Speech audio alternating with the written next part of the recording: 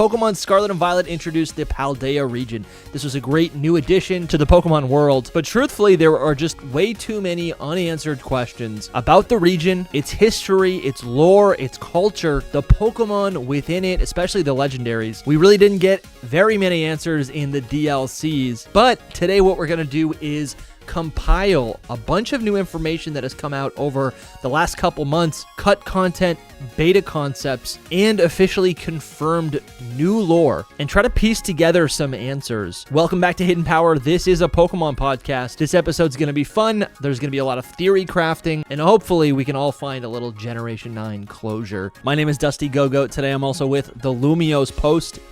Cheers. And SoulSilverArt. Cheers, buddies. Oh yeah, here we go. Let's do some cheers. Let's do some cheers.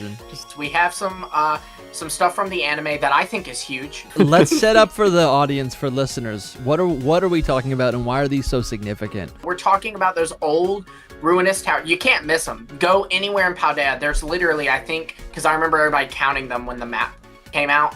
There's like 17 in Paldea. And they're just 15, 17, something like that. You know, it's around there. But, you know, there's a picture of it in the anime. There's, you know it. Come on, guys. You know this. If you played Scarlet and Violet, you've seen this. Yeah, absolutely. Because I remember, I mean, we saw the watchtowers on the Paldean map when it was first revealed. We saw it in trailers, and I think we kind of all thought that there would be something to them, but there wasn't, right? Yeah, like, historically, when we see ruins, there's a story there. Right. And especially when there's, 15 of them scattered all over the region. I remember everybody speculating, oh, maybe these new Titan battles will take place here, or oh, maybe this will happen here. Nothing. I think they were like... There was nothing. I think gameplay-wise, they were just meant so you could climb to the top and like see how expansive the region was or whatever. Or they served like look at our open world. Yeah, and they served as visual landmarks as well. Yeah. And you figure, base game, we weren't able to fly on Koraidon, Miraidon, only glide. So it kind of gave you a point that you could jump off and glide, Yeah, but it seems like they actually were intended for something a little bit more significant. Yes, it does. Before we move on to what it was really intended for or whatever, I think it was mostly just to copy Breath of the Wild. Breath of the Wild, things like that? Yeah, in Breath of the Wild, you had the towers of each area. Yeah. And that's why we were thinking it had so much like importance. Significance. But it didn't. Yeah. It was just like, you have to go to that tower to like unlock the map of that area every time. Yeah. I mean, it has it does have a gameplay like effect. It has a purpose. You do also find that's usually where you find Gimmighoul chests, not exclusively, but that's a good spot where you can find them. But also too, I think let's be real, Scarlet and Violet or the Paldea region rather is not like the most beautiful region. A big criticism of it has been that a lot of it feels really bland. Yeah. The towers added life to it. Right, like that is one of the few things that is a staple of Paldea, right? In the same way that when we think of the Kalos region, we're gonna think of Prism Tower. When we think of Sinnoh, we're gonna think of Mount Coronet. When we think of this region, we're gonna think of those watchtowers. That is a good point. Are we though, or are we gonna think about? I'm going to think about the watchtowers, and I'm going to think about how when I tried to step into Mesa Goza, I fell through the entire world. When I went to what's the electric town? Oh my gosh, the city. Medallia? No, that's Medallia is it's on the tip Valencia. of my tongue. Is it? It is not Valencia, but it's not Valencia. Valencia is a real city. Zapu. Valencia is a real city. Zapucoco or Zapucoco? I don't know. Tapu Coco? That's the mining it is town. something close to Lavencia. Lavencia. There you go. Lavencia. That is. Anyway, I say it just because I went into the Pokemon Center there and my whole game crashed, and that was fun. That was my only crash of the whole game, but I was like, what? Anyway, that's what we remember about Scarlet and Violet. Yeah. But these towers are not to be confused with the other towers, too. There are other towers. The, north, south, east, west towers. The, big colorful ones. I mean, those are lighthouses. Yeah. That's a good point. They're not towers. They're lighthouses. Well, so... Same difference. What have we learned? So, we've learned that, and this first bit is in the games, that the Paldea region was once the Paldean Empire. And we learned that what that was it was from the anime, we learned that was multiple countries under one empire, the Paldean Empire, and that the watchtowers were built to keep an eye on those countries. It was the king's way or the emperor's way to keep an eye on these countries that were a part of his empire, which that's kind of cool too, because like that makes you think you could probably, like, someone smarter than me could probably, by the placement of the towers, like draw the geography, draw the like lines of like this was a country, this was a country, this was, you know. Interesting. That's really cool. And that would be speculative. For additional context, I mean, this kingdom, right? This king and these towers were resurrected about 2,000 years ago from the point in Scarlet and Violet.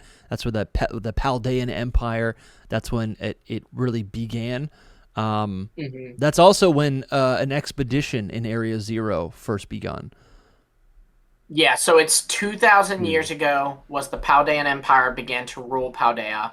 It ruled for 1,000 years, and then it fell into decline due to the expense of supporting countless failed Area Zero expeditions. The emperor was obsessed. Yeah, I mean, he was. Yeah. You see that with the Ruinous Quartet, right? Like country. He was very greedy. You know, that's kind of how the Ruinous Quartet ties into it.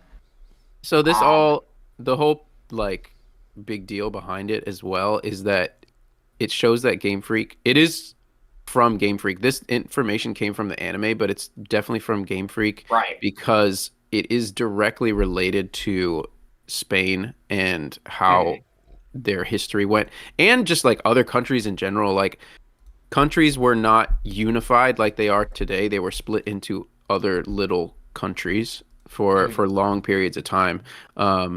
Anyway, the whole Spain lore is that there were like 15 or 17 like regions within Spain, and the Spanish king like built towers to literally look over them or keep them in like in control, so he could control them basically. So it's like literally from like plucked from Spanish lore, from Spanish real life lore. That is great to hear. I think it's like a lot of thought, you know. No, I mean it's just nice that we finally have something more on these little towers, because that was definitely something that bothered me. Like, they could have had an NPC at least say, "You see that tower over there? Yeah, that's what the king would use to keep an eye on his empire." Like, that's all they needed to do. But no, instead I have to wait almost 2 years after the game is out for an anime episode to tell me about it. A lot of people weren't happy about it because it's like it could just be one line of dialogue. Like, that's all it was in the anime. Yeah, basically. That's what I'm saying. It's just an NPC near a tower saying it. Yeah. With seeing like, how this like so directly ties to like actual real world history in culture, it does kind of feel like, oh, in hindsight, we probably could have just like assumed this was the case, right? It's not like there's they just weren't important enough information. Yeah, I agree with you. Like, if someone was like, I really want to know what these towers are, and they were like to dig into it, they would have found this. And the thing that is crazy is that it lines up exactly with how many. It's the exact number, were 15. Yeah, which I don't think. I'm trying to remember. I should have pulled it up because I'm just going off the top of my head here. But it was either like 15 regions, and then we have 15 towers. I think. Or I want to. Did they say the number of countries? I don't remember them saying the number. I think there were 15 mainland, whether they're countries or regions. Let me pull this up. I've got a source here. You can go to my tweet. I got it from Kuro, actually. Yeah, that's who I was going to mention. And he mentioned I think there's like 16 or 17 in total. But some of those areas, those regions, are not mainland, right? They're like islands. Yeah, the islands. Yeah. Which is super interesting as well, and I want to go there. Me and Lumi are going to go to the Azores. Heck yeah, man. Dude, I'll come with you. I know the Azores is where the DLC y'all know I'm a should have Disney been. fan. Y'all know I'm a Disney fan. They got a Disney cruise that goes from Port Canaveral, Florida to Barcelona, Spain, and they stop by the Azores. Oh. Dude, you gotta stop by. When I was heard just nothing in but Italy, good things about the Azores. Yeah.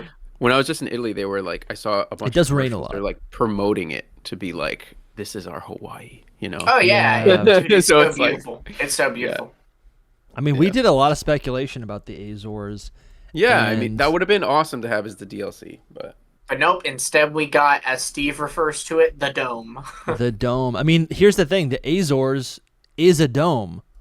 I mean, it's not a dome, but it's like it's just a It's an archipelago. That's just one island in the Azores. Yeah, I know. But this is the most iconic one. In the center of it, it's like a perfect circle, which is like the dome. We have talked about it a little bit with like it being probably some kind of Atlantis vibes. You know, like right. The guy who I forget who it was that came up with Atlantis was probably like, Plato? oh, it's the Azores.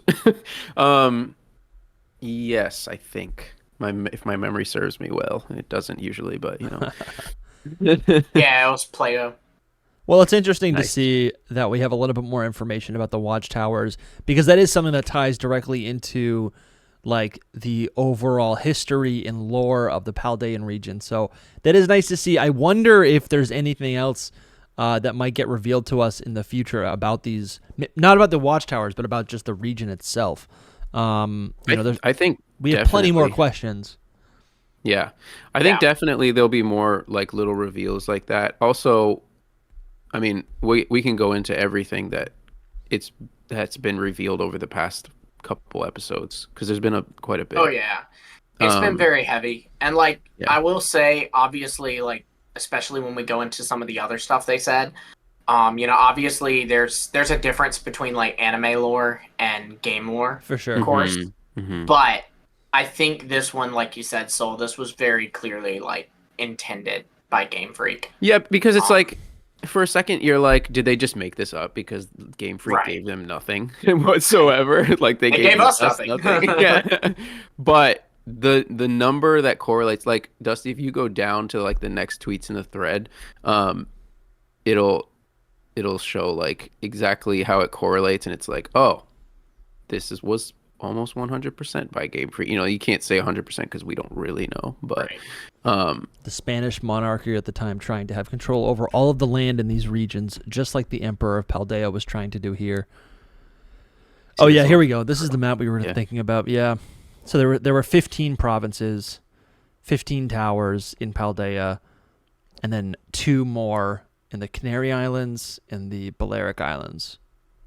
Pretty cool. So 17, but they're not part of the mainland, so they wouldn't have towers on them. Yeah. So it's pretty cool, honestly. Yeah. Well, great. You guys want to move on to the next section? Well, there's a little bit more with the anime. The lore, this is where we get more into this could not be game lore. This could just be anime. But a big plot of Horizons is surrounding this mysterious place called Rakua. And it was revealed, or at least that's the Japanese name. I don't know if the English name is going to be different. But we all assumed that it was Area Zero. Yeah, and we all. They were like, "This is Area Zero right here," and people have been going there. And then we're like, "But wait, so what's Rakua then? Like, what are you talking about?" They confirmed that Rakua was a country within the that was within the Paldean Empire. So that's kind of cool because, like, if that lines up with game lore, you could say, okay, well, now we know one of those 15 So there's countries. essentially, there's a new... So Rakua was mentioned in the anime? Yeah, and it's huge. It's heavy in the like the plot of the Rakua is to the anime plot what Area Zero is to the Scarlet and Violet plot in the sense of how important it is. Right? That's incredible. I'll give you a little rundown. Basically, there's like this ancient adventurer that's like the ancestor of the main character Liko, and that person Lucius is his name. That person found Rakua, which we assumed was Area Zero because it's like it's paradise, it's shining, it's like it's got all this glorious stuff. And once he went there, he found it, and he stayed there, and all his Pokemon stayed there, and it's amazing. And he's like, "Come find it," like so. It's like this is Area Zero.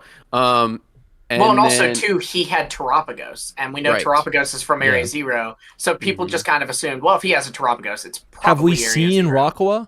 Have we seen it in the anime? No. Not in the anime, but we did. They recently got into this thing called the Raccoonium. Okay. And it is also called the Eternal Blessing. Honestly, here's my prediction. I think Rakua is actually going to be Area Zero. I think they've pretty much confirmed it isn't. But have we seen it? No, because they have been to Area Zero. Like the Academy people, they've been and they're like, there's an accident down there, you can't go. But right. But yeah, because Roy was even like, let's go to Area Zero, and they're like, no. they like clearly distinguish them as two different things. For me, it's just like I'm tying it into Legend ZA a lot, which is just pure speculation. It's not like it could be. But there are so many little hints that's crazy about it.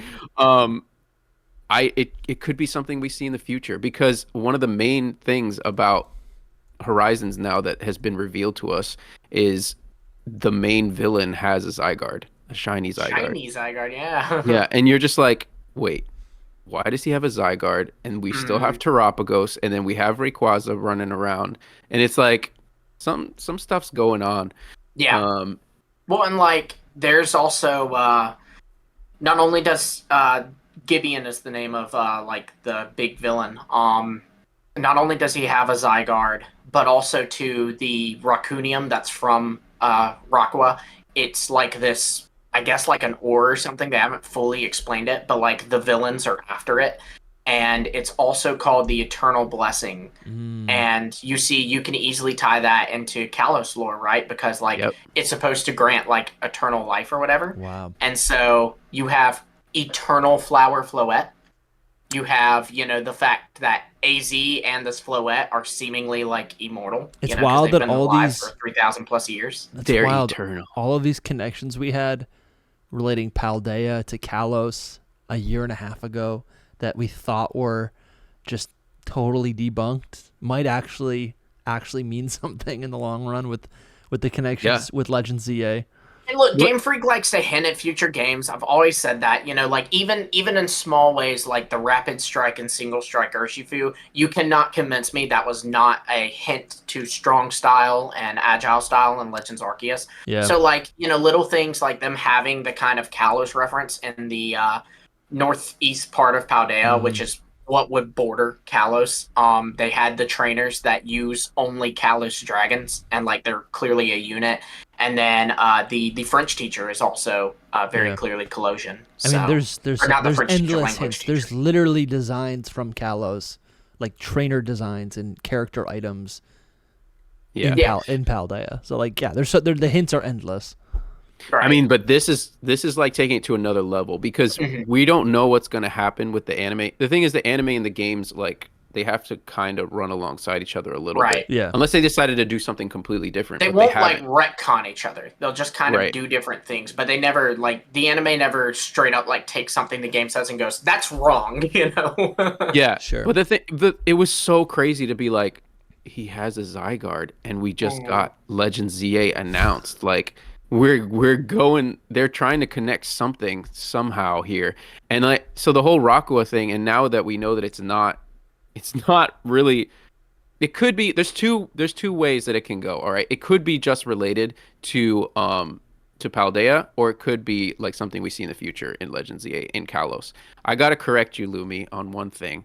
And because the comments will correct you, if not, which is that they never said that Rockwa was one of the countries there. Did they not? Oh, no. I thought they did. No. It says that Rockwa is somewhere really far away, and it's it takes 100 days and 100 nights to get there. So could this be located outside of Paldea? I guess it would have to be. Yeah. Oh, okay. That's what. Wow. So that's why I was like, there's two things that it can be. Okay, and the more speculation one is less likely, unfortunately.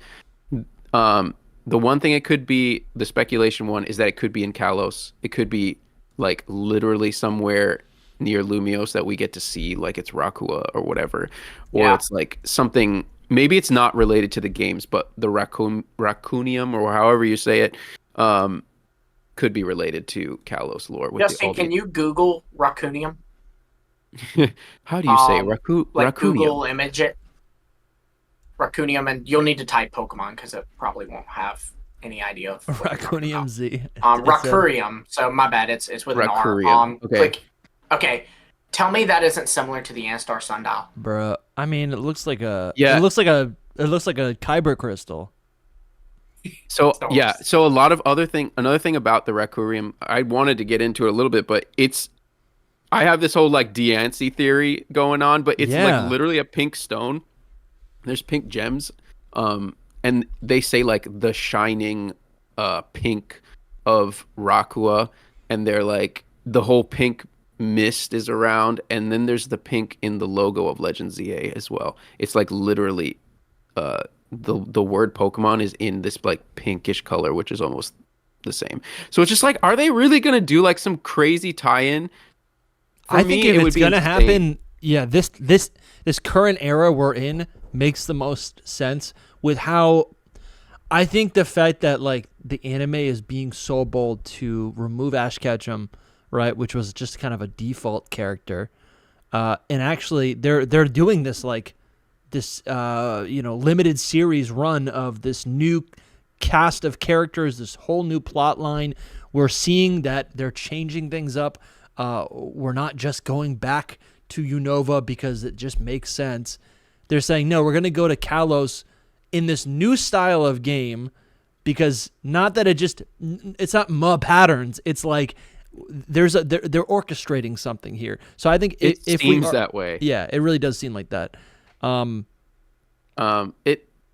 It's weird how it all ties in. The other thing is like maybe not Diancie, but Diancie makes sense. Sundial. The Sundial though, and Megas. Like the Sundial gives you Mega Stones, and we don't know where Megas really come from, and then we don't know where the Sundial came from, really, other than they say space, But it's like literally, like it's like the shining pink of Rakua, Like okay, wow. And Freed's like pink, like It's very sus, and it could just be us hyping it up. Because the second option, which is the more realistic option that I have to throw out there because to make sense, a lot of it does line up with Terapagos Mist. Like, maybe it's all Terapagos Mist, and the place that Rakua is like where Terapagos brings people to and from. You know what I mean? Like in the games, if that makes sense. Mm-hmm. So that's like the option where it has nothing to do with Legend ZA. Dude, this is the more boring option, but the more likely, I'd say. Yeah. It's wild to see. You're right. I think the Raccoonium? Mm-hmm. Racurium. The Racurium. It's this pink crystal. I'm just making it clear. Same hue of pink as the Sundial.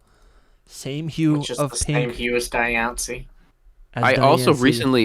I recently learned that Diancie makes those stones as well, like pink gems. I didn't know that. Yeah. And in the movie, apparently, she made her own Mega Stone. Wow. Mm.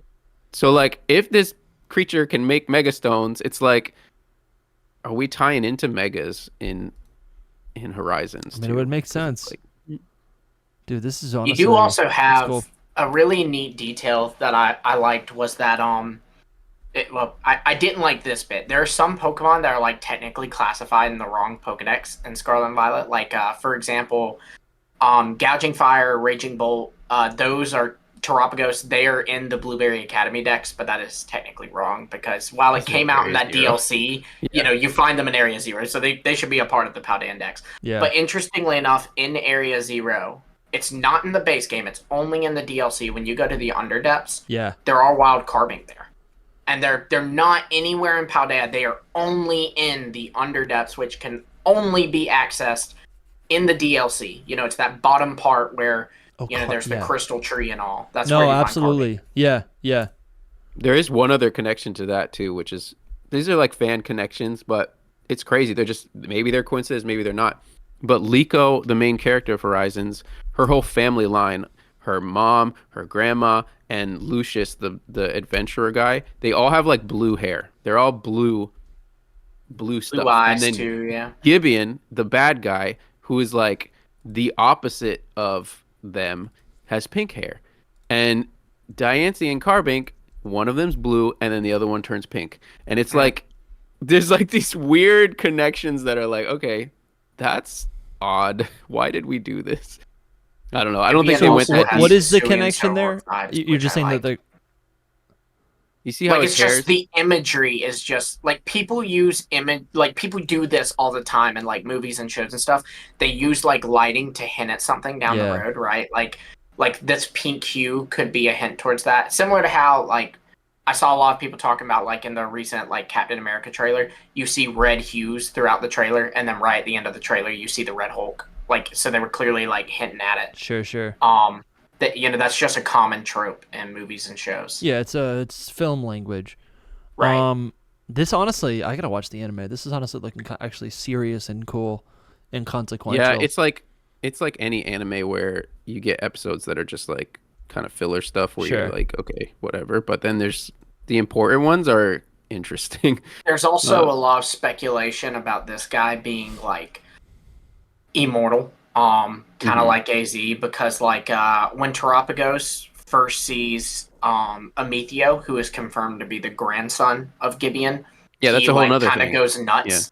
Yeah. Then there's like, you know, he has a Zygarde, which just kind of makes him like, whoa, you know, because he's got Big Legend. He doesn't have a Latios or something. He's got a Zygarde. He's got the Order Pokemon. And then also, too, his hair being similar to Hisuian Zoroark could imply he has a Hisuian Zoroark, which obviously is associated with Hisui, an older region. But, like, you know, again, all of this is invoking those same vibes that we know about the lore of Kalos, right? Yeah. Yeah.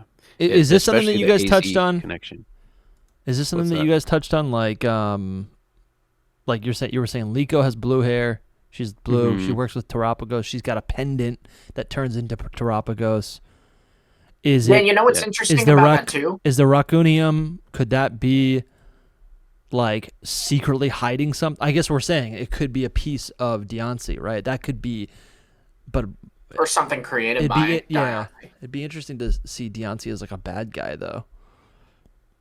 I don't know about bad, but I just think that they're gonna in Legends ZA, I do think that they're gonna explore like the connection, or what's the word I'm looking for? Oh my gosh, like the creation of megas. You know what I mean? Yeah. Mm-hmm. So I don't know. Maybe they get into the sundial. You know, maybe they get into Diancie having some kind of connection to it. I don't know. I'm looking for Lumi on Twitter because I want to send you this. This is Wait. I sent it to Lumi, but if you can send it to Dusty, however, is the best because I never know. Can we get clarification on this? Were you guys saying the Rakua?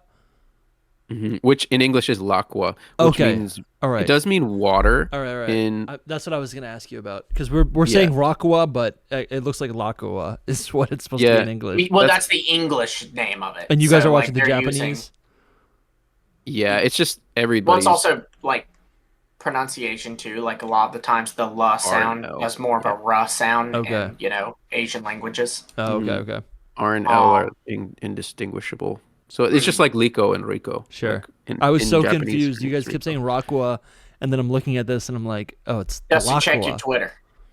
Check your Twitter, because I just sent you a link to a Soul tweet that is relevant to this. This but is actually, also maybe not the other one. A little fun fact that the anime shared that's like, you know, we don't really have to do a whole thing about it, but it's just kind of neat, is that they also revealed that Charcadet accompanied knights and nobles back in the day, and that Knockly accompanied clergymen and was used in like spirit warding and exorcisms, which is just kind of metal, you know? No, I think that's really cool. That's the kind of stuff, again, right? They're building up our understanding of the culture and the things that people did back in the history of Paldea. That is really cool to me, right? Yeah. Those were also confirmed. Those two little guys were confirmed to have lived that long. Like they've been. I don't know how what Pokemon lifespans are, but those two Pokemon lived from like when that empire was happening all the way till then. What are you talking about? And that could have something to do. What are you guys talking about? In the episode, they see a Charcadet and a Knockly, and that's why, like, Ryford, you know, that's the history teacher. She's in this episode. And she's like, Charcadet, that was a Pokemon that accompanied knights and nobles. Knockly, that's a Pokemon that accompanied clergymen and performed exorcisms. Yeah. And, like, those two had been alive since, like, it was, like, implied they had been alive since, like, the Paldean Empire, which, they've just been hiding in this cave since... Right. in these ruins, like, where these villages used to be. And that's like, anime lore, because... It is, but it could also tie more into this eternal blessings thing and the idea that it gives eternal life. Oh, so you're talking about, did we talk about this on air or off air? You're talking about the eternal, you're making a relation here that maybe those two Pokemon that have lived theoretically for 2,000 years, because that's when the Paldean Empire was created 2,000 years ago, that they are connected or have the same blessing as the eternal flower Floette, which is, I guess, theoretically 3,000 years old as AZ. That character that we see at the end of X and Y. That's pretty cool. I'm saying there could be a tie to all this, right? Like, it's weird that I think that's striking. We're getting Paldea and Kalos are in the same gen, like, now, right? Like, in the sense that, like, we're getting a Kalos game and we got a Paldea game in the same gen 9. And it's just interesting to me that the Paldean plot in the anime is doing all this stuff talking about immortality and talking about something that has eternal in its name, whereas Kalos has a guy who's immortal, has a Floette that's immortal, and guess what? That Floette that's immortal is called the Eternal Flower Floette. And then you go into the things that Soul's talking about, where these crystals, which is a big theme of Scarlet and Violet, right? Like Terra crystals, that's a whole other thing. Wow. Like that, and then Diancie and the pink hue that you're seeing. I mean, it's just, maybe because Game Freak's burned us before, right? Maybe we'll look back in 2 years and we'll be like, oh, so all of this was a coincidence, I mean, I think a lot of this, it's crazy that it would be that many coincidences, though. That's what it's like.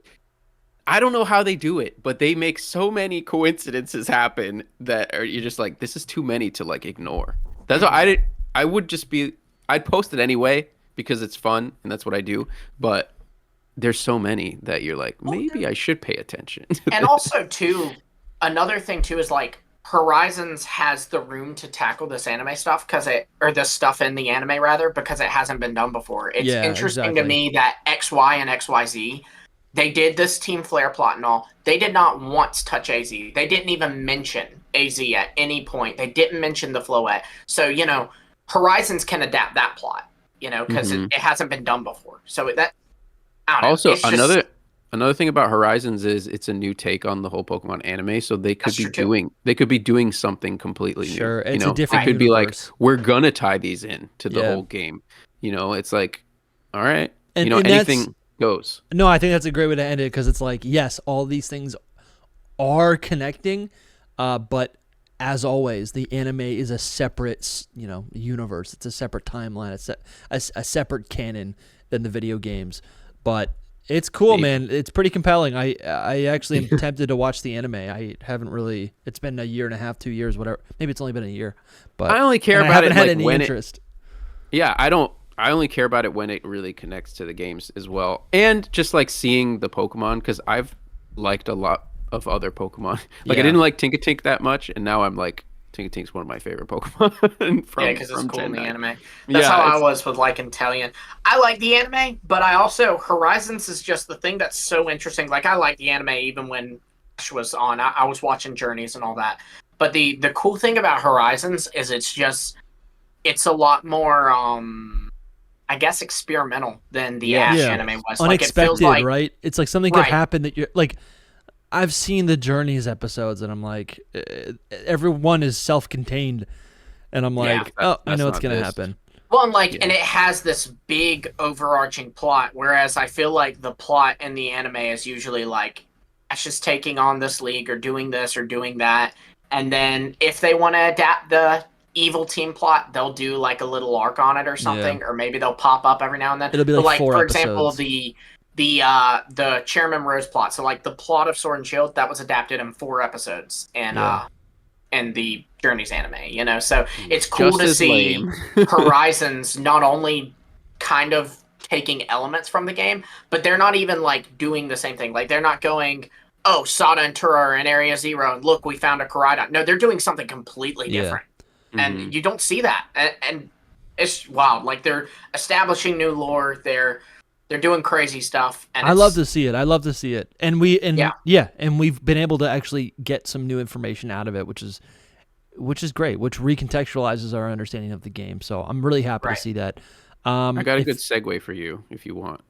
Unless you're gonna cut to an ad or something. I think we should go thank our patrons, and we want to show you some of our new merch. We'll be right back.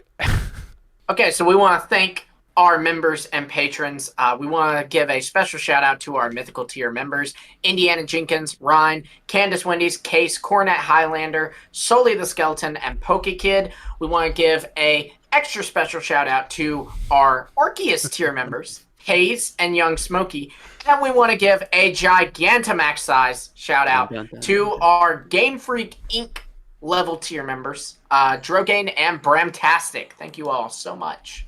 Dude, I love hearing all these names. And so many new people have been like joining the Discord in preparation for our Hidden Power League. That's party. Yeah. That's super fun. For those of you who aren't already in the Discord, I'm currently being harassed because I'm an Elite Four member and I don't have a team yet, but Lumi's going to help me with that very soon. I'm trying to make a team just for the heck of it, but I'm not dude. A part of it. I just want a team. This is the most excited I've been for battling in such a long time. So I've told this to Dusty about his team, but I'll tell it to you too, Soul, because I know you're less experienced even than Dusty in this. If you want a Mon, EV'd, IV'd, whatever, let me know. I'll get it for you. Oh my gosh. You're crazy, man. And for those who don't know, like you can join us on Patreon, you can join us on as a YouTube channel member, whatever's easiest for you. For just $5, you're going to unlock all of our perks. So we have exclusive videos every single secret power every single month. When we do like a video with like a guest, right? We just had a Steve from PKMN Cast on, or like Loxton. We also do like additional content only for patrons, and those are usually like a lot more. They're kind of like off topic, a little bit more personal. We'll ask. It's also kind of like you get to see behind the scenes because it's like usually the first like. It's usually the first like half hour of us actually meeting the person for the first time, so it's a little uncomfortable. But like that's like our little. You treat. Get to see us. That's our little treat to you. Them, you know, you get the raw, real, deal, right? Because we're just meeting these people. It's not like there's like a secret cult where we all meet up with other YouTubers. And chat, we're like, hey, what's up? How you doing? And they're like, oh, sorry, what was that? Like Discord didn't work. It's like so uncomfortable. But you'll also get access to our Discord, obviously the secret Discord, which is where we're recording right now. We have a ton of channels. You also get discounts on our merch, and you get your name read in the video. But speaking of merch, we did actually just launched our new merch line, which is sick. It's called Hidden Legacy. It's this beautiful design by... I don't know if you guys hear my dog barking in the background, but can you... Yeah. He's excited about the merch. She's excited. She's so excited about the merch. And this design was by our friend of the show, supporter, Noivi. You can see there's a Dragonite here. There's the Ultra Necrozma, which is honestly so cool. Dude, the dog's going crazy right now. I don't know if someone's... Let me actually pause for a second. So your neighbor's not a supporter of the show, and your dog is mad about it. Yeah, I think that's what the case is. But there's you can see there's a camera for Pokemon Snap.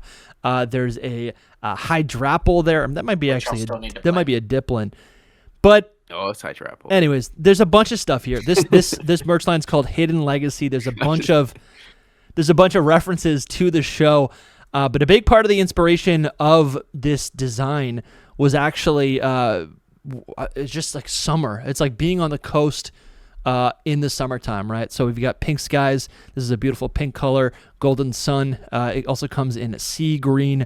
That's on a white background. And actually the White Sands version also comes in a blue color, which is really nice. But we also have I don't know, there's tons. You can come check it out. Come check out the merch store. Again, supporters of the show get discount codes for this merch, and if you guys like this, we got a lot more planned. Show us that you want more. If you want to, if you want to support the show, get yourself a t-shirt for the summer. All right, now back to the episode. Lumi, take it away. We got some new information from the Riddler, the controversial Riddler, which, for the record, for listeners, controversial. I thought everyone loved Koo. Listen, I text Soul. Controversial. I'm on your listen. The deniers. I think I'm on your side. Like, I don't know. He's saying he's on the denier side. I'm on the denier side. Koo listens to the show. Koo follows Soul, right? You guys have talked to him. But honestly, he just keeps acting like he knows everything. And I'm like, bro, you didn't know things. You didn't know things. No, You knew things, and now you don't know things. And you're saying you know things. If you know things, that's great. But we got to wait to see if he actually has any more credibility. So just for listeners, this isn't like we're not just assuming everything he says is correct. Right. I think everything ever stated, especially on good old Twitter or X, if you want to call it that, I think everything on there should be taken with a grain of salt. I do think that I don't even think it. Ku is even at times admitted to being wrong. And then not only that, but there is the fact too that he's revealing information before that information is public, and when something's not public, it's subject to change. Yeah. So there is the fact that things can change, but there is also the fact that he's human and he can be wrong.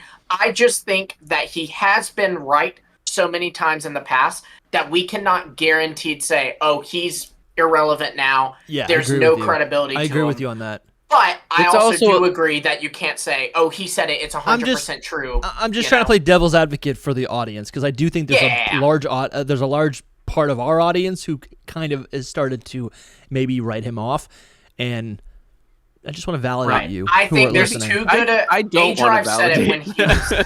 A-Drive said it when he was on our show. Like A-Drive said it when he was on our show. Plug that episode. There you go. But he literally said, like, Ku has there's been times that so many times now where he undoubtedly had information. It would be stupid to completely go, he has nothing, let us forget about it, let's completely disregard everything he says. It is 100% false. I'll only say one more thing about it, because we've already gone into detail about this as well. But I was do a whole episode on this. Yeah, we could. You guys infighting. No, but I just related to this. I think it just was a buildup of, we were expecting black and white remakes, and it didn't happen, which wasn't just Ku not knowing; it was multiple people not knowing. Yeah. And then he takes the heat for it, and then we are in a time of like news fatigue where everyone is like, we don't have anything, and it's like we expect something, but he doesn't have anything right now because nobody has anything right now. We're like, it's just impatience in a lot of ways. It's like, wait till his source talks to him, maybe, it's not like, oh, he's got nothing it's all gone. Yeah, I think that's fair. People also misunderstand like the process here. I think some people think that Ku is a guy who works for Game Freak and leaks out information, but actually no. He has someone who maybe works for Game Freak, maybe the Pokemon company, and given the fact that he's Chinese, multiple someones, given the fact that he's Chinese, it probably isn't even someone that works at Game Freak headquarters. It's probably a localizer or something. And he gets fed information from that source or those sources. But look, the guys leaked stuff about the games that was undoubtedly wrong. He leaked the Masters 8 from the anime and got that right. And that was kind of a crazy call, Alon, being on there. But so with all that being said, I didn't mean to start a debate. We have some new information. Well, I think it's good to preface it with it. It is good to preface that this could be like, it's not 100% confirmed, but it depends where you lean, basically. Like, I believe him. So, and if nothing else, the way I'm seeing it is like how you've always said with 4chan rumors, Dusty. They're probably not true, but we've covered a few on Legends EA already, right? 4chan. And if nothing else, it's a fun, like, what if this is true? Let's talk about that. Absolutely. That is the appeal of the fake rumors. But if you believe him in general, then it's different. This is a little bit different, though. This. Yeah, this is a little bit different because it's like a singular source and not just a bunch of anonymous posting. But basically, the headline is, guys, right? This is exciting. Ku is telling us about cut content from Scarlet and Violet. This is information that was allegedly supposed to be in Scarlet and Violet. And included in this are a couple new Pokemon forms, which is pretty interesting. Mm-hmm. And moves. I need to say one more thing about this, which is, since it's like old news, you know what I mean? Not like this is old news. I mean, like, what he's getting is from, it's so possible that somebody who worked on the game after the game has been out for 2 years can be like, oh, well, this was supposed to happen. This was supposed to happen. Do you know what I mean? Yeah. Like, it's more likely that this is accurate information than information that comes out before the game is out. Does that make sense? We had Dr. Lava on the show where like he talked about how artists have even said like, oh, High Dragon was actually originally a tank. Yeah. Like we do get that information after games come out. Sometimes it's through a leak, like the leaked beta Pokemon from Gen 2, but sometimes like it's the artists or the people who worked on the game directly confirming, there was once a snail Pokemon, but we just kind of replaced it with Shelmet. Yeah. So one thing I want to point out while I still have it up, because I forgot to put it on our little notes, is that he talked about 2 scrapped moves. Soul, I don't know if you remember the translation of these scrapped moves, because he put like the Japanese translation of them, but one would cause the sleeping target to faint when used during hail. So if the target is asleep and it is hailing or now snowing, this move would be a one-hit KO. This would be a feature. Crazy. So that's good that was removed. 2 conditions you have to have set, but that is crazy. Wait, no. Like what are the was Spore. What are the 2 conditions? What do you mean? Has to be snowing. Pokemon has to be asleep. Oh, sleeping in the snow. Yes. Oh, that's okay. So you would have to like Alolan Ninetales and a Moongus on the field, thinking VGC double battles. You got the snow set up. You Spore the Pokemon, and then you have Ninetales use the move, and it could. I don't know that Ninetales would have gotten this move, but then it would one-shot the sleeping Pokemon. So the idea is to like make it really only one. What would you call it? A one clause or a one-hit KO? No, like you basically only like in certain metas, if hail is going on, it's a lot easier. This move would be a lot easier to pull off because all you'd have to do is put something to sleep. Yeah, they probably would. It probably would be pretty good in VGC. You have to have the hail to make it happen, anyways. Yeah. Like the hail has to go on. To be hailing, and it has to be the Pokemon has to be asleep. Yes, but they scrapped this. Obviously, that didn't happen. That's probably a good idea. Probably. Then I don't know. This stuff is also accurate, not very competitive. It's not fun. Yeah. I'm reading the comments here, and I don't know if this is accurate, but some people are saying that first move is like it basically translates to hypothermia, and some people are saying it translates to "I'm sorry." What? I'm sorry. Which I like the idea of that, Ninetales, use "I'm sorry," It's basically like what is it? Like content. I mean, and it kind of is hypothermia, right? Like they say, don't fall asleep while you're in a blizzard, Yeah. But the move is something. I guess the move is maybe "I'm sorry" is like I left you out in the cold. Maybe it was something like what is the move? Like what is the real world example of the move? The move would be like, I forgot you. I'm sorry. Like we had to move on without you. That's honestly so dark. Oh yeah. Like think about being at the top of like that's the crazy, dude. Though. Yeah. Yeah, no, it's crazy. Then the second move, so some people are saying that this is called Play Ghost. So I'm kind of thinking that this was originally supposed to be like Houndstone signature move, and that it's Play Dead, because that's like a trick you can teach your dog. Yeah, I like that. But it said that it will change a Pokemon's type to Ghost. Now I've seen a lot of people say, is that not just Trick or Treat? Yeah, I was gonna say Trick or Treat. Gourgeist move, but see that's actually different. Trick or Treat adds the Ghost typing to you. So if you're a water flying type and I use Trick or Treat on you, you're now water, flying, and Ghost. But this would be removing water flying. You're not water flying anymore. You are now pure Ghost. It's like Soak, but Ghost. Right. Yes. Yeah. That's kind of cool. And I like the Ghost type being there because it doesn't have a lot of weaknesses, but it also has like immunities, which is cool, right? That feels strategic.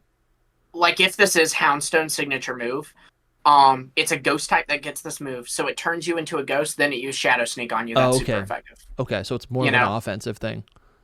I mean, it could be. It could be used as both. The flip side is if you're in VGC and I've got a Snorlax out, and you send out your Urshifu, I can use this move on my Snorlax, and now your Urshifu's close combat is not going to work. Yeah. What do you think? So what do you think the reason would be for a move to be cut?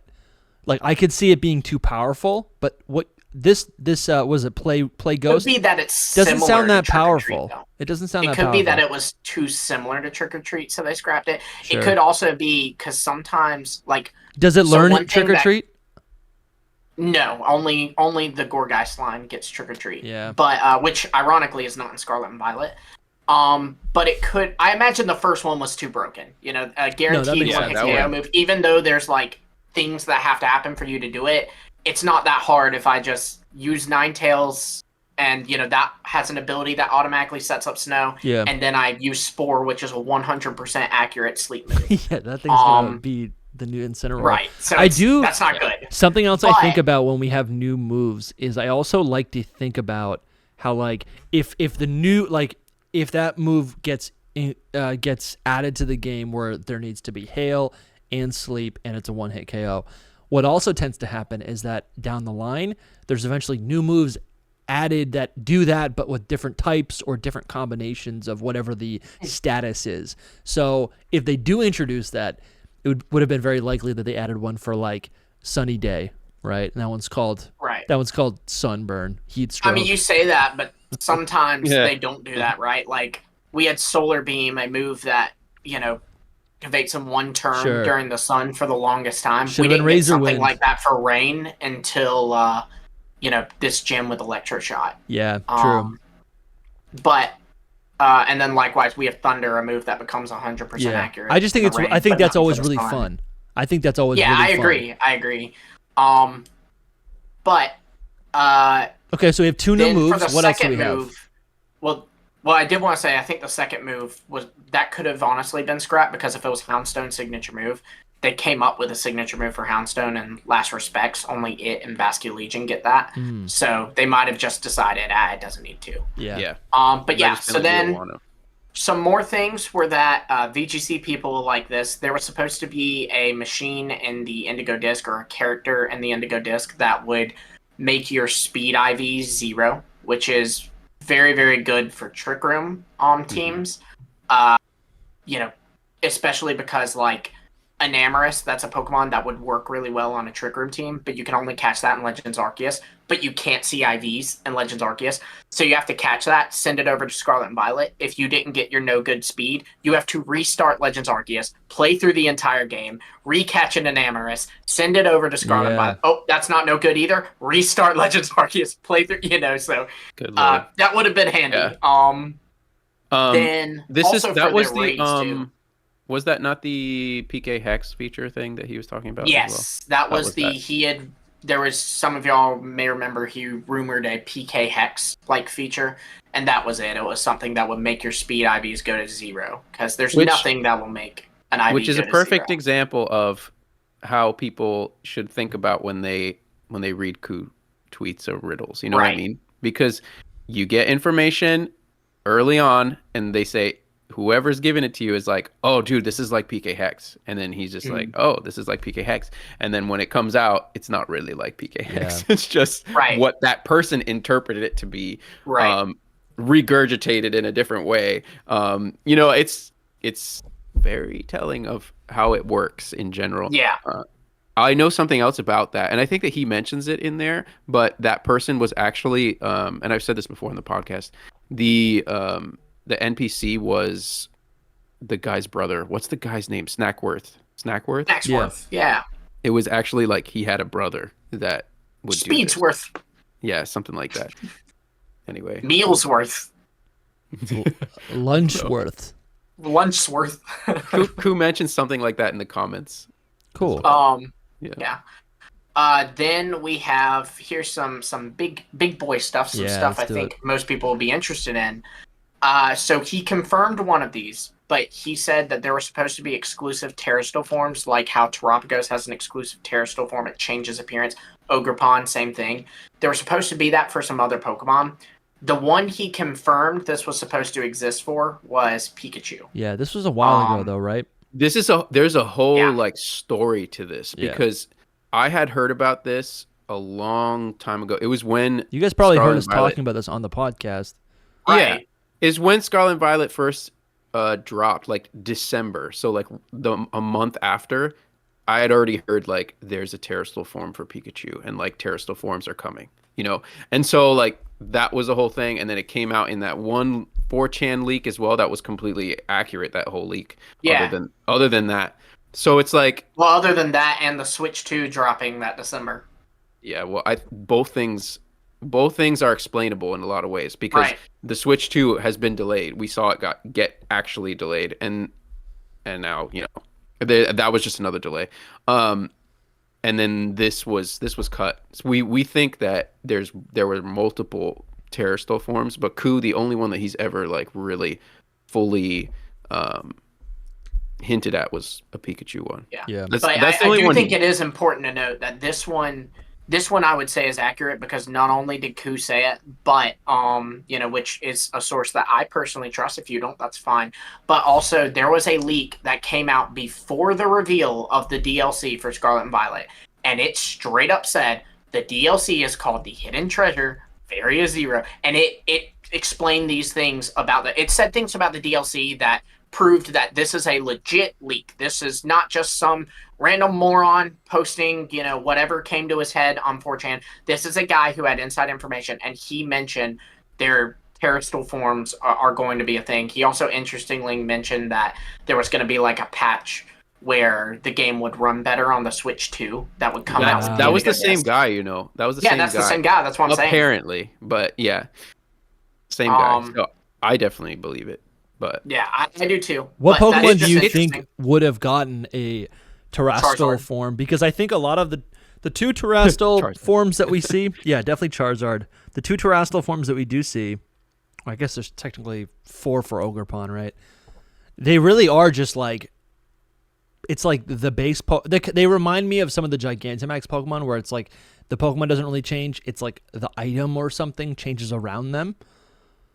I think like if we are to assume that we at one point conceptually would have gotten like 10 forms, I think Palafin makes a lot of sense, right? I could see it just using water to project something. Charizard is also makes sense. Already super strong. Yeah, I don't know if it would have. Pokemon that we've talked about feel like they're missing a little something. Like you're highlighting it now. Revavroom, Scovillain. We kind of saw Revavroom with a new form through those Starmobiles, right? That could have potentially been, maybe leftover or the reinterpretation of what the design could have looked like. Lamora, I think, is a very heavy candidate since it's directly tied to Terrastal. Yeah, that's a good point. Very much so. But yeah, just interesting to think about. I think I could see Dondozo and Tatsugiri maybe having that sort of relationship. Maybe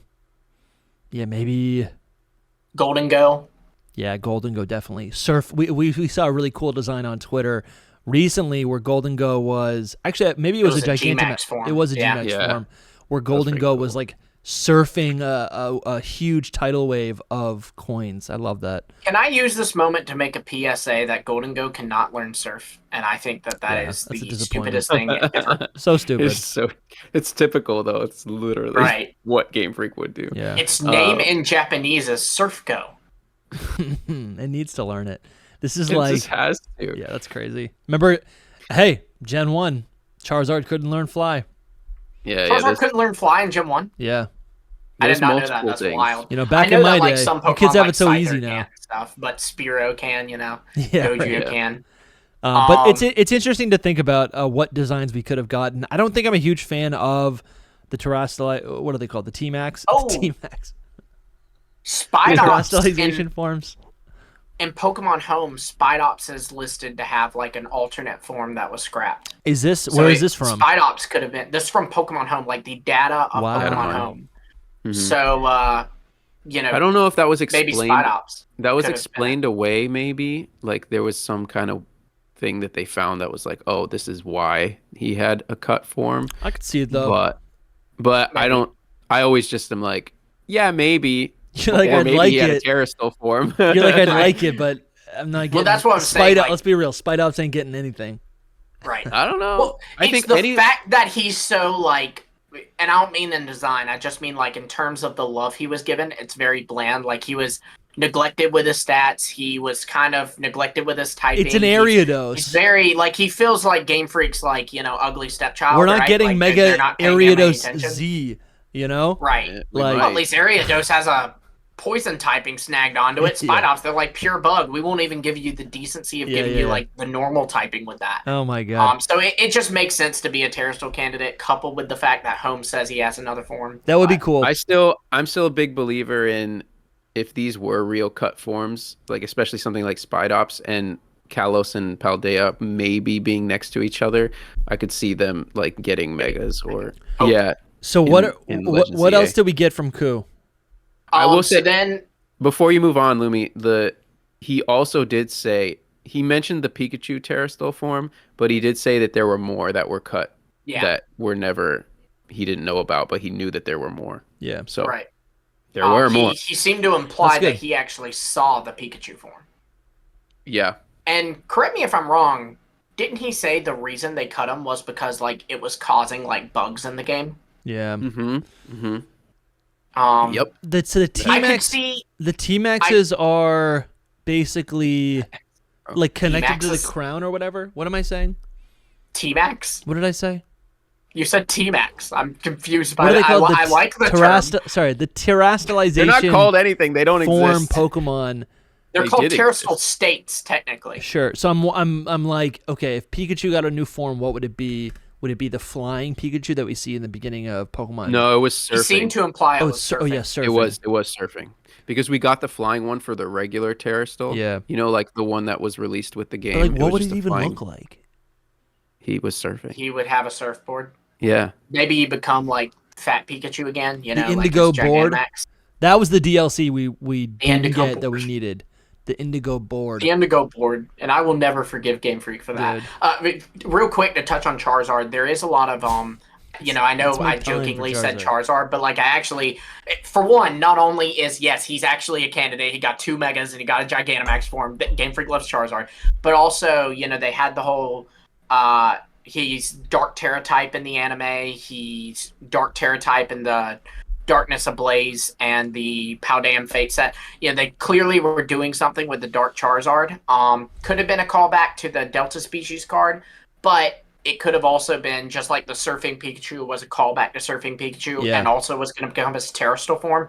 It could have been something with the Dark typing would be Charizard's thing, which is a cool idea. Yeah. But then another thing he said is, Dusty, I'm curious if you'll remember this. I know Soul does because we've talked about it before.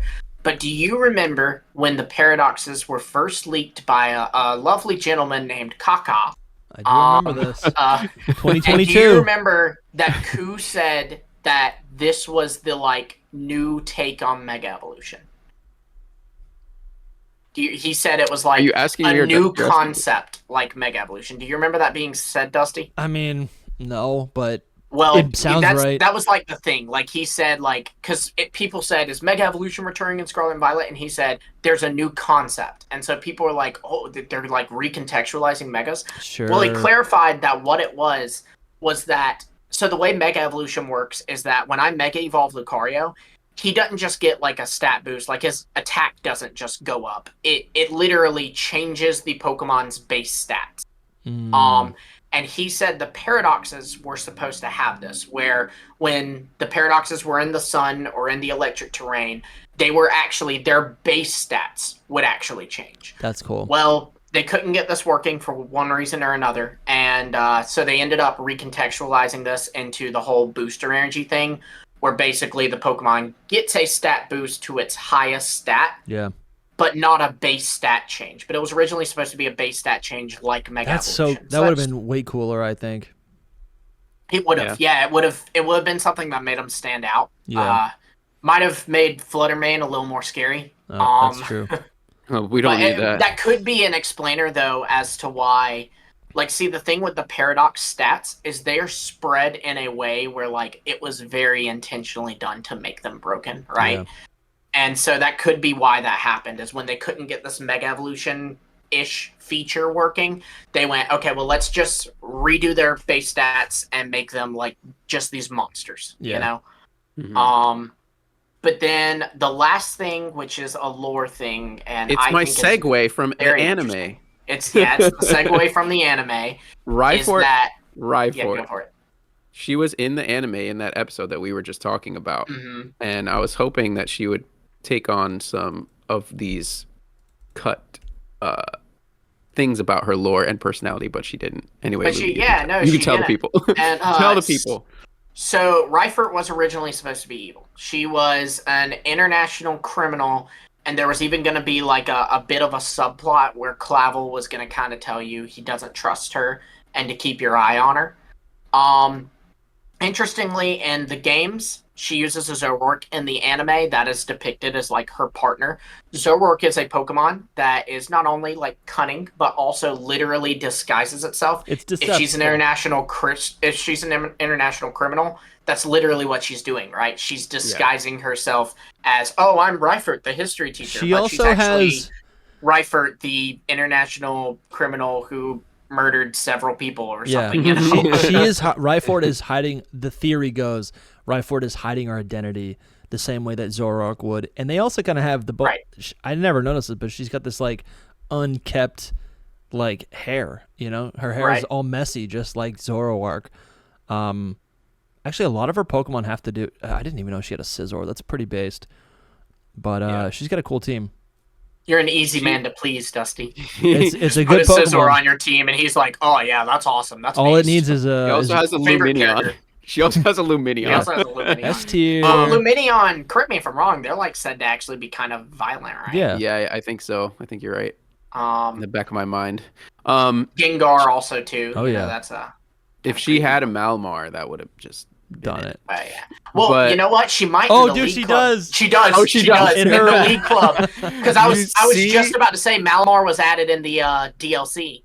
And see, people. She got rid of the Luminion. Dusty, do you see what I'm saying, Dusty? With like people that are doubting that this is a thing. Yeah. And if you look at like the hair, even looks more similar.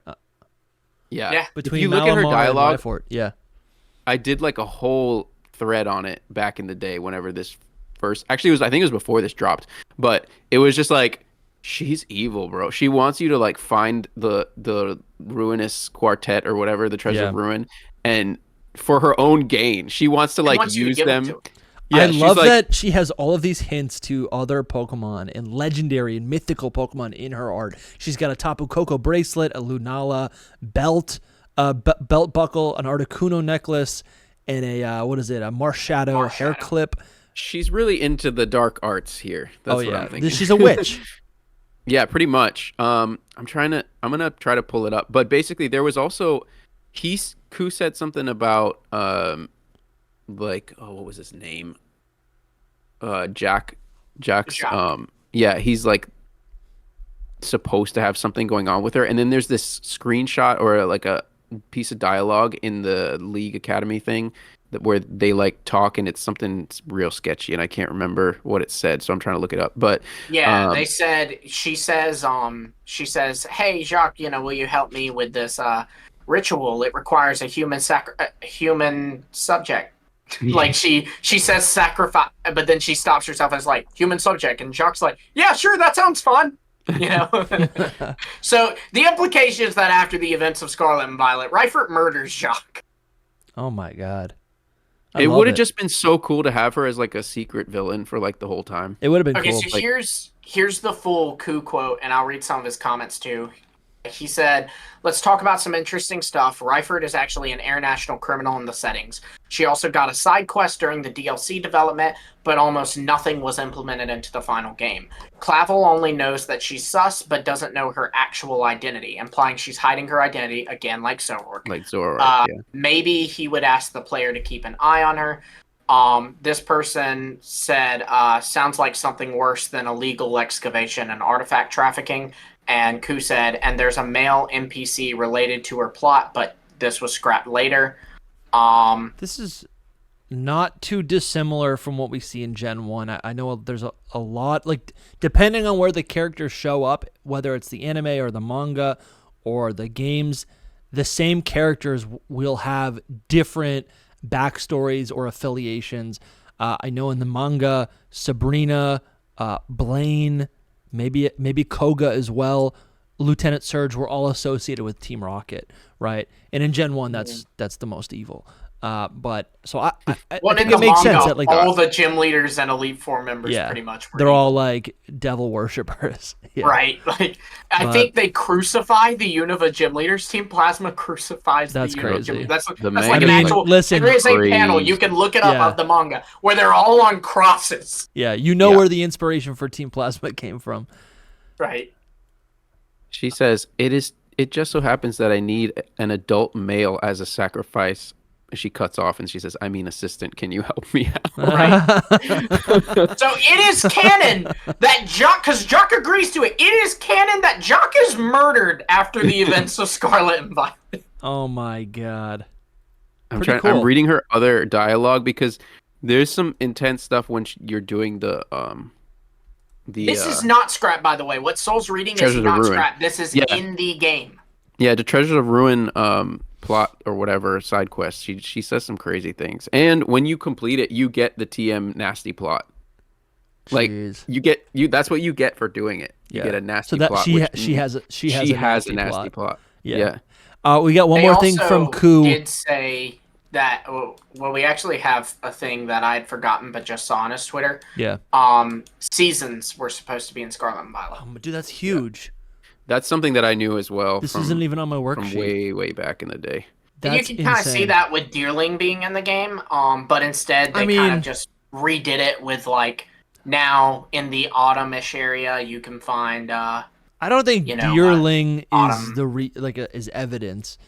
Because it's not evidence, but I'm just saying, like, there's a seasoned Pokemon that is in the Pokedex, so, it is, look, let's just put it this way. If Deerling was not in the game, I would completely dismiss this, Yeah. I'd be like, they didn't even put Deerling in the game. No way. I think Pokemon has wanted to bring seasons back, even since Sword and Shield, right? They need to do it. In the wild area, like, they have these, like, active biomes, these weather shifts. And weather is different than a season, obviously. I just feel like I just had like an anti, like what do you call it? Like global warming, like rhetoric. Yeah, it happens. Hidden Power does not affiliate with the ideas expressed by DustyGogoat in the latest video. Yeah. And so yeah, seasons and weather are obviously different, but for gameplay mechanics. Like, yeah, seasons can change in a heartbeat. I love the idea of just like every month, the whole game just shifting a little bit. I think they will implement it in the future. Yeah, that feels like a Gen 10 thing, right? Yeah, it's such we did Gen 10 or we concept. did open world, but it's actually good. Mm-hmm. There's actually it does seem like that would have been way too much for them. Pick up your game too, like to make people pick up their game later. You know, yeah. Like, hey, it's summer now. Yeah, exactly. Yeah. There's a whole new. It's a whole new season, and guess what? There's new Pokemon, and also we're doing online. We're like doing online things for like new whatever. That'd be a lot of fun. So seasons is great. If that was in the game, that would have been incredible. Yeah, I had also heard that they were going to try to implement it in Blueberry Academy because of the whole connection to the Dragon's Underwater Palace is like the seasons. But also, I think the 4 biomes feel like 4 different seasons. Yeah, they were trying and they to also have the Deerling in the 4 different biomes, and you find a different form of Deerling in each biome. Mm-hmm. Which is cool because it's also like an artificial biome, so like you could do whatever you want. You can make a permanent season in one quadrant of that area, so that makes sense. Well, and like Soul said, that's direct from the Dragon Palace. The actual story of of Terrapolis. Urashima. Urashimataro, yeah. Oh, okay. But Turtles. All of this is just like, whether you believe it or not, this is I think some of these are practically like indisputable, right? Like the Reifert stuff with like looking at her in-game team and looking at the dialogue she says to Jacques, like that to me seems like all but confirmed, right? And it's just interesting to me because all of this points to like Scarlet and Violet were a little rushed. Like I know that cut out of I know that people, you have 2 sides of the Pokemon sphere, right? Like you have the people who the second you say Pokemon are rushed, they're like, you're an extremely negative, toxic person and, unsubscribe, report, all that. But then you also have like a side that's like, they say everything Pokemon does is rushed and they say Legends EA is going to be the worst game ever made because Pokemon's rushing, And I think that you have to kind of be in the middle, and you have to be optimistic to future releases, but you also have to look at the quality of Scarlet and Violet, look at all these reports of stuff that was supposed to be in the game, and even stuff in coding that suggests stuff in the game that was scrapped. Because there's stuff in coding that suggests, like, The actual machine to reset IVs, I remember that it was found there was some kind of customizable gift Pokemon thing. There was. And that was very clearly like the machine for speed IVs. Cool. But that was cut. So you see like evidence of this cut stuff, and it does have to make you go, ooh. Yes, but you also have to think that they were being very ambitious. Like they wanted to add all this stuff, but it's just like it wasn't realistic to add everything. And the main thing is that they cut things from every single game. If you knew all the stuff that they cut from Black and White, you would be like, oh, wow, that they should have left that in. But it's not because it was left in. Into future generations, Yeah.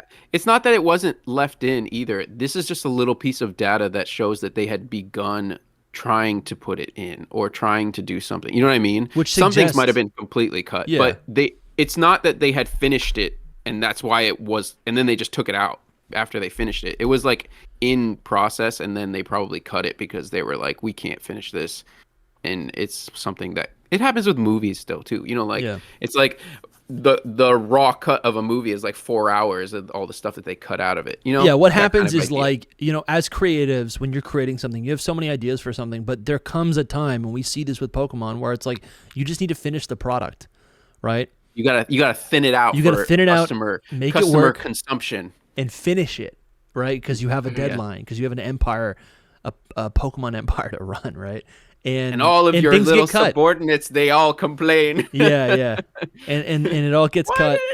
And the silver lining is that a lot of these cool features could be implemented in the future or brought back at some point. Before we end, we pray. I did totally misunderstand this third point that you brought up earlier, Lumi. When you were talking about the megas, or a new version of a mega, I thought you were talking about the terastallization. I didn't know you were talking about paradoxes. Yeah. It was supposed to be. You see it now in games. If you give your Fluttermane, for example, a booster energy, it gets a stat boost. And when you have your Fluttermane out in the sun, it'll give it a stat boost. Yeah. But you have what was originally supposed to happen was, instead of just getting a stat boost, like a boost to its stats, its base stat total was supposed to completely change like a Mega Evolution. Which is crazy. Soul just disappeared for a minute. Yeah, Soul just died. Well, that's pretty. That is even more fearsome. When you said Fluttermane, I thought you meant like a terastallization Fluttermane. I was like, oh wow, that must be like in the meta. No, it was. You figured that's not including the fact that you could then, your Fluttermane would get a stat boost similar to Mega Evolution, where its base stat changes, and then you can carry your Fluttermane into a fairy type and hit them with a Moonblast. Yeah. I'll end this with one of Ryfort's beautiful quotes as well. All the things we can accomplish together, my dear puppet. Oh wow, dude! She says that to the player character, so I love it. She's pretty cool. Yeah. Because she has a scissor. Well, I hope everyone's having such a great week. It's great to talk to you and be in your lovely earbud holes. Oh boy. It's just the truth. Wow. And it's good to talk to you guys. And we got a lot of stuff planned for the rest of the year.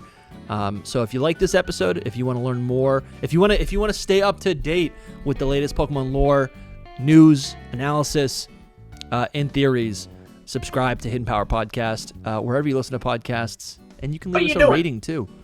Subscribe and buy a new T-shirt. Get a new T-shirt. Buy a T-shirt. Yeah, shirts are cool. Join channel members or Patreon, man. I'm gonna go play. This is on our little merch store. Isn't that cool? It's a very nice mug, and you see, this isn't. Try to illustrate. Look, this isn't like stuck on or nothing. Now this is part of the mug. That's been lasting, bro. That's lasted. You've had that for 2 years. 2 years. Yeah, and I put it in the dishwasher. I don't hand wash it. Crazy. That's pretty I don't hand wash anything. Yeah. Do you know how many pots and pans I've destroyed? But not this one. Guy. It's still. It really has done really well. That was like our first piece of merch. Seriously, like. This is not official. This is not official Pokemon merch, but if I put this in the dishwasher, it will come off. He got that from Hobby Lobby, I can tell. Yeah. And so just think about our quality. Wow, that's our quality is even better. Ours is better than Hobby Lobby. And you're not paying a giant billion-dollar, trillion-dollar company. You're paying our stupid bums. That's our store slogan. Better than Hobby Lobby. Better than Hobby Lobby. You're paying my mortgage. Thank you. I'm going to go play with my dog. See you guys.